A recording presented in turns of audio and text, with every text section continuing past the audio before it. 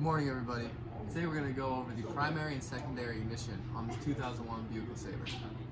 Alright, so right here at the front of the engine, we have the actual ignition coils. This is a waste spark ignition system, so it has 3 different coil packs that operate two cylinders at a time. They spark at the same time. One is a wasted spark on the exhaust stroke, while the other one is the actual spark for the cylinder. Alright, so how this operates, this is ground controlled, so the driver's side is the ground side of the circuit. So the ECM controls the ignition module, which grounds the circuit, causing the voltage spike and spark to happen. We can't actually test the primary side of this ignition coil due to the fact that the ignition module is below here, and if you look over here, the grounded side is switched from this ground right here below, so I can't actually get a test point on there. So to do this test, we're just going to be using the secondary ignition. All right, so I have a coil in my hand right now. This is actually a cutaway, and as you can see here, in the center, you have your core, usually an iron core, and then next to it, these little dots right here, this is actually the primary winding, and the primary winding has less resistance than the secondary winding.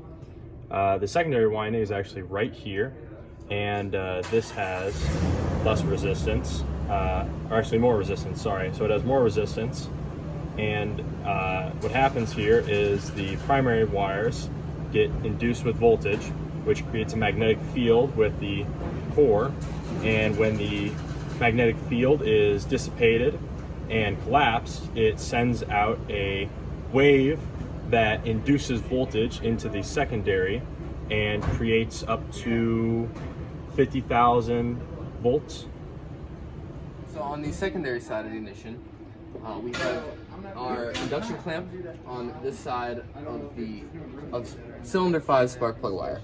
Okay, so on this right here, on the Pico, we are only looking at the secondary side.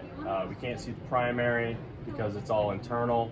So we're comparing it to the secondary side to see the aftermath.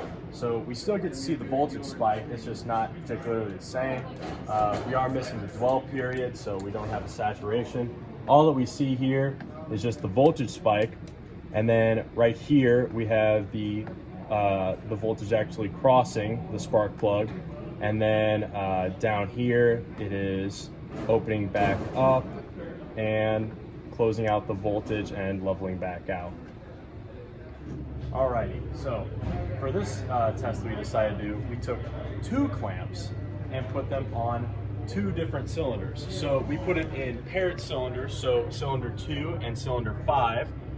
This system is a waste spark, so we're trying to see the waste spark being fired after the initial spark, so the actual compression spark.